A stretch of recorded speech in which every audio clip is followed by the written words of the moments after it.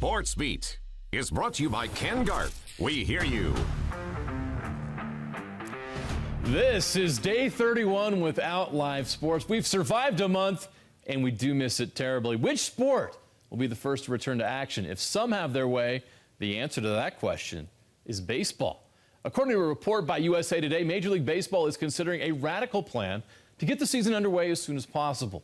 And it would be much different than what we are used to.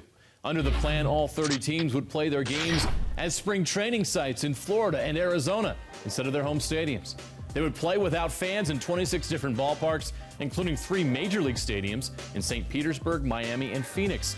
The divisions would be realigned based on the geography of their spring training homes. The Grapefruit League would be in Florida, the Cactus League in Arizona. There's a report by ESPN that Major League Baseball is having preliminary discussions about playing in Arizona only as well. Has to get rid of it. Over to Abel Porter. Abel takes the long three. Yes!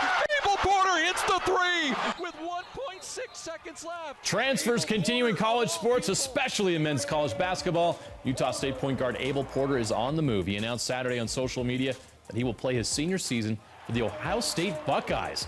The Davis High grad was a starting point guard the past 2 seasons for the Aggies, a key contributor on teams that won back-to-back Mountain West Conference tournament titles. The NFL has invited 58 prospects to participate virtually in the 2020 draft that begins on April 23rd. Among them are 3 local college stars. Utah State's Jordan Love and Utah's Jaylon Johnson and Zach Moss will have cameras in their homes to show their reactions and get interviews during the draft. Love, fade again. It is caught. Blitz coming. A nice got him, and he drops him. And he gallops into history. Zach Moss. And they take it away. Touchdown. Throwing. Intercepted. It's picked off in the flat. That's Francis Bernard. Intercepted Julian Blackman. 20, 15, 10-5. Touchdown.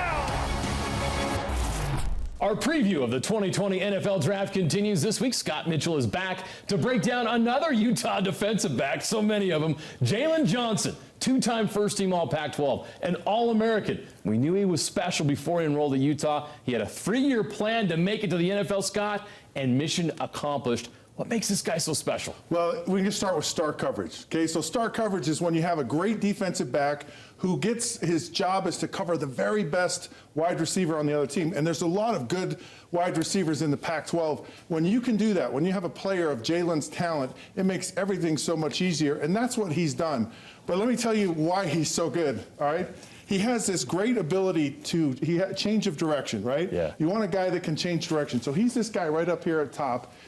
So he gives the guy an outside move, and he moves to the outside, and then the receiver breaks into the inside. So he's out of position, but he's really not out of position. The ball's thrown on time, and he's still right there to break up the pass. And so he has an ability to make change of direction, which is what you want to see in a DB. And what's great about Jaylon is he's a premium. Cornerbacks, cover cornerbacks are really good, and he's really good in press coverage. The other thing about him that is just like crazy good is this guy has speed, okay? He doesn't just have breakaway speed, he has like recovery speed. So here's 2 really good examples.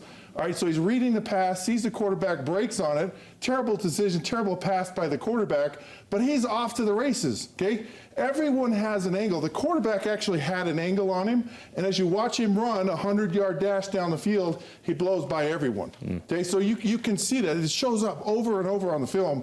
He's got speed. He ran a 4.540 at the combine, and it really bode well for him. So this one, he's coming to the inside, and then he readjusts himself, and he gets the guy. Do you have any idea how hard that is to do? You're going one direction, you've stopped, now you have to turn around and go all the other way. Look, he's going in here, and then he sees it just at the last second, and he redirects, and he pops to the outside, but he has the speed to recover, and that's what you want to see on a defensive back. Lateral recovery speed, because that's what's going to happen as a defensive back. All right, so then he's got this great awareness. He's just a guy you can see, like that pass we just saw against Stanford was good, but here he is down here at the bottom of the screen. It's 3rd and 15, okay? The quarterback starts to scramble. bad idea. A lot of guys will jump up and attack because you just instinctively do it, but he understands situations. So he has an awareness on the field, and he keeps retreating. So he's down here at the bottom, and he's kind of leveled off, and he's not. And then the quarterback starts to scramble, and the instinct is to step up, and he stays back, and he puts himself in a position to make the play. And you'll see this over and over again, where when he makes interceptions, they're always super athletic. He goes up to get the ball. He moves extremely well. All right, so here's another thing that I like about him is a toughness. When you're a defensive back who you think, well, he may be fast, he's right down here again, and he's on a blitz, okay? Most DBs are kind of, they do the prairie dog. Yeah. They duck and like try to avoid contact. Yes. But he comes in here, number one, extremely aggressive. Herbert ducks and dives, and he goes and gets him. That's a guy that's a 6'5" quarterback. Tough kid. Yeah. So if he's a press guy that not only has, you know, good press skills, but he's tough, man, you really have something special. And those are kind of some of those intangibles. And then he's just a guy that makes plays. If anyone on the Utah defense over the last couple of years, he's a guy that's just made play, and they're big plays, right? It's the Deion Sanders kind of plays where, oh, pick it off, and I'm off to the races, little juke here and there, and he scores a touchdown. And he does this over and over and over. When plays are to be had, he's going to make them. You have to throw the ball on time in the right spot if you're going to have a chance at him. Otherwise, he's going to beat you, he's going to burn you, and he's going to hurt you. Of all of the Utah players, of all the players in the draft right now, he's probably the guy. I mean, it's Jordan Love, but Jaylon Johnson, because he has so much unique potential, could be a long-term guy in the NFL. And he was picked as one of the 58 guys to be recognized by the NFL draft. He's a guy that is going to make something happen on draft day and beyond. He's an athlete. You can work through and you can figure all that stuff out. Cornerbacks are a premium in the NFL. He's a premium player. Can he be a shutdown corner in this league for a long time? It's possible. If he's with in college. If he's with the right coach who really can develop him and understand the NFL way of doing things, yeah, he can be that guy. You can expect to see Jaylon Johnson, the second player in this state, taken in the draft. This is Thurl Bailey, and welcome to Thurl Talk. This is really about the journey. You know, every Tuesday, I want to take this journey with you. I talk to people every day, and one of the most important things that I take away from those conversations a lot of times are stories. I hope that will really connect with what you'll be hearing from me. That's one great thing about stories. We can learn a lot from each other. It's story time with Thurl. Now, the 2020 Masters was supposed to take place this week. Utah native Tony Finau couldn't wait to get back to Augusta after contending last April. But that will have to wait until at least November when the Masters have been rescheduled. For now, we'll have to enjoy Tony on the latest episode of Thurl Talk with the legend Thurl Bailey. Every great dream begins with a dreamer. Always remember, you have within you the strength, the patience, and the passion to reach for the stars to change the world. Take that first step today. Put it to thought. There's something that you dreamed about doing, something that you've always wanted to do. At least start thinking about it, put it into action. And here's a guy that we're bringing on right now who put it into action a long time ago, my friend, Mr. Tony Finau. Tony, welcome to Thurl Talk, my friend. Hey, thanks for having me on, Big T. Pleasure being with you. Hey, so I got to ask you first, what's your new normal right now as a professional golfer? I mean, there's been all kinds of things about staying indoors, outdoors is okay, this and that. What's your new normal like? Yeah, the new norm for us is, especially for me, is quite different. I travel 30 to 35 weeks a year, on a golf course, 7 to 10 hours a day, depending on the day. This is actually a great time for me to be with my family, stay at home, and and just enjoy time with my kids that I don't have otherwise. Okay, if I want to go back, man, because you were a baller. When I say baller, I mean a basketballer. That might be where I first saw you come onto the scene playing at West High School as a basketball player. I wasn't a baller like you, Big T, but I could shoot all right. You know, we had a decent squad there at West High School, but I was the starting center there my junior year, and had a lot of fun with that. How does a Tongan Samoan grow up and transition? Because you had basketball scholarship offers from University of Utah and Utah State. Yeah, we were state. I could have played with Damian Lillard at the same time. Yeah, man, come on. That's my ultimate claim to fame when it comes to colleges. Like, I was getting recruited to the same school as Damian Lillard. So how does that happen? Did you grow up, with golf in your family life, and so how did you make that swing, that trend as a young man? My dad would take my younger brother with him to the golf course. My dad had just started playing kind of in the mid-90s. He started playing a little bit of golf. My dad got his first set from just a friend of his at work. So on weekends, he would kind of, be a weekend golfer, and he would take my younger brother with him. And my younger brother, Gipper, ended up taking a liking to the game. My dad basically just cut his clubs down, the set that he had, and cut it down for my brother. So it honestly just all rooted from my brother liking the game and taking a weird liking to the game of golf. When he started to play golf, he won a junior tournament in Utah at the age of six. It was pretty cool. He was getting interviewed by Lemma Harrington. I know a good friend of ours. Yes. I just remember thinking to myself, like, man, that's kind of cool. Maybe I should try this golf thing. Right around the age 12, 13 years old, I pretty much knew I wanted to be a professional golfer. Tony's a great story. What makes former Utah defensive tackle Leki Fotu so appealing to NFL scouts? Scott Mitchell takes an in-depth look as our local NFL draft preview continues next. We continue our preview of the NFL draft. Now it's time to give some love to the guys in the trenches. Scott Mitchell joins us to break down alignment, finally. Utah defensive tackle Leki Fotu. He was a dominant run stopper in college. How will his skills translate to the NFL, Scott? Well, he's not only a run stopper, this guy is an athlete. So I look at him and I go, this guy is a graceful beast. He has so much athleticism for a big guy, and he's not small. I mean, he's a tall guy. He's a beast. A lot of tackles, defensive tackles, are kind of squatty guys. So here he is. He's right here, and so we're just going to show he's extremely athletic. This guy can really move around, and he's got two guys double teaming him. He's blocked by 66, and he still makes the tackle. You don't know how hard this is. Here's Jaron Hall, who's a great athlete, fumbles around. This is Leki Fotu right there. He's chasing him down, and he catches and tackles him in the open field. That is not easy. Okay, on this play right here, I think we'll see it again, but he's a defensive tackle. You don't see it. Again, another open field, going by these so fast. And then right here in the open field. Wow. That's insane, right?